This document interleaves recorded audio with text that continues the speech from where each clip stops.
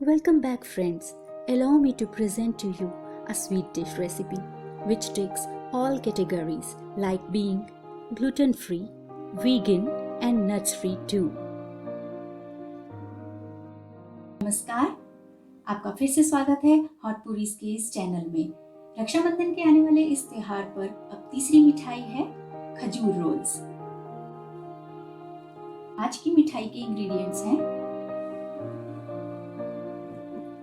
नारियल का बुरादा, ये मैंने थोड़ा सा पहले ही फूड कलर से इसको कलर कर रखा है।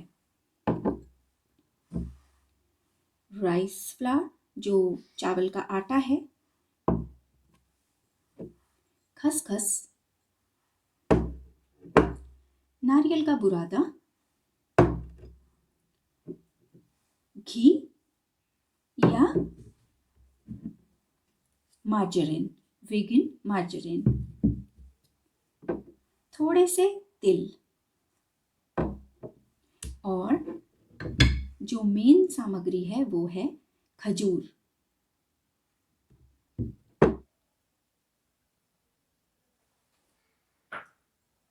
तो सबसे पहला स्टेप है, अभी हमने इसमें राइस फ्लोर डाला है। इससे पहले आपको सोचना है कि जो हमारा पैन हो वो नॉन स्टिक हो, हैवी बॉटम पैन लेना है। इसमें 1 कटोरी पानी डालेंगे।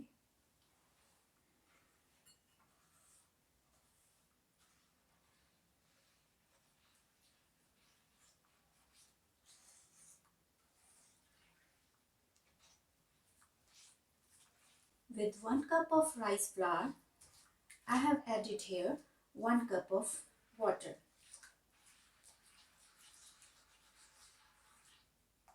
Keep stirring thoroughly.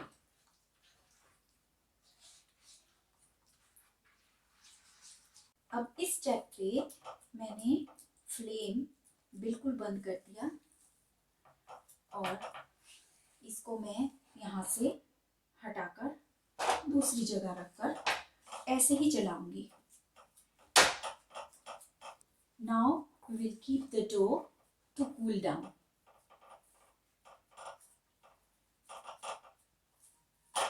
अब मैंने 150 से 200 ग्राम ये खजूर लिया है, इसमें बीज बिल्कुल भी नहीं है। I am using here pitted dates 150 grams. Putting these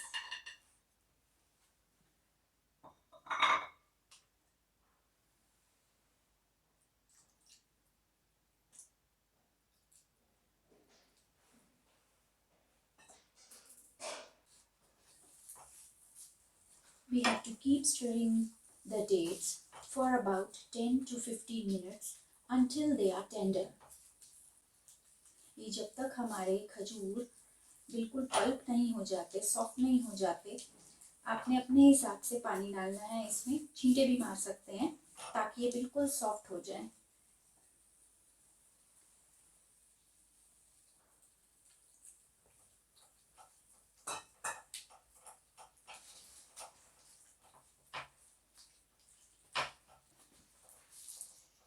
Now our pulp is ready to use for the sweet dish.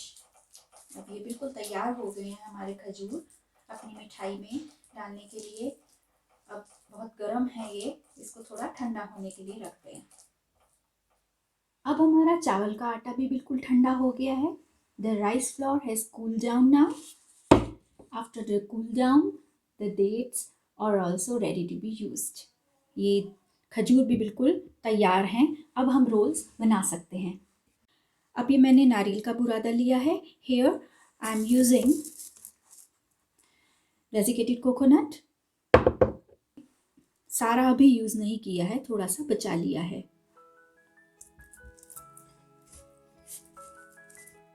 इसमें ये थोड़ा लपेटेंगे।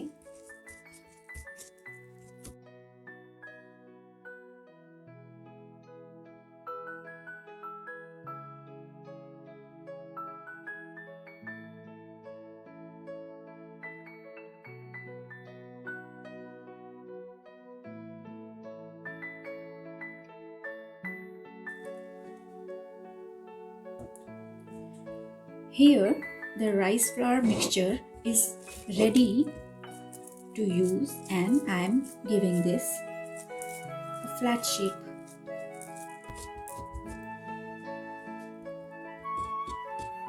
ये मैंने इसके अंदर डाल दिया है और बस इसको थोड़ा थोड़ा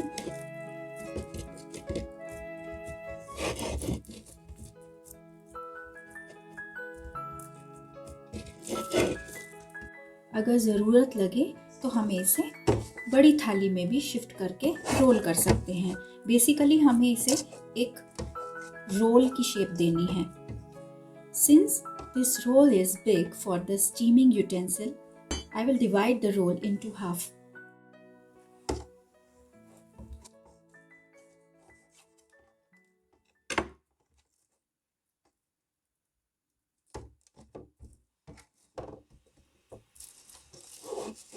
While steaming the rolls, I am using here cabbage leaves in the steamer so that they should not stick to the bottom of the steamer.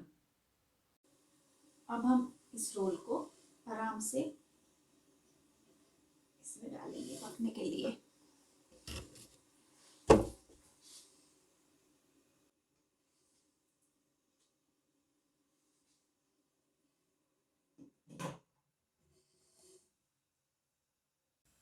अब मैंने इसका फ्लेम बिल्कुल बंद कर दिया है और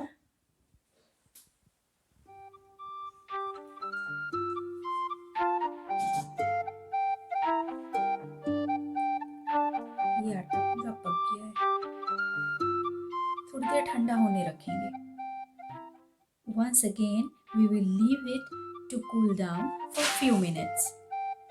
ठंडा होने पर हम इसको इसी बर्तन में पीसेस में काट लेंगे।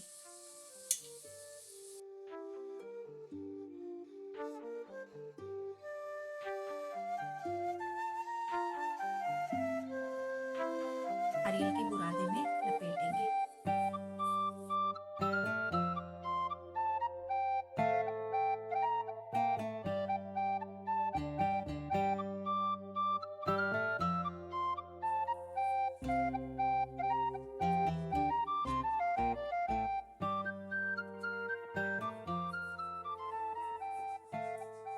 खसखस भी लपेट सकते हैं और तिल भी।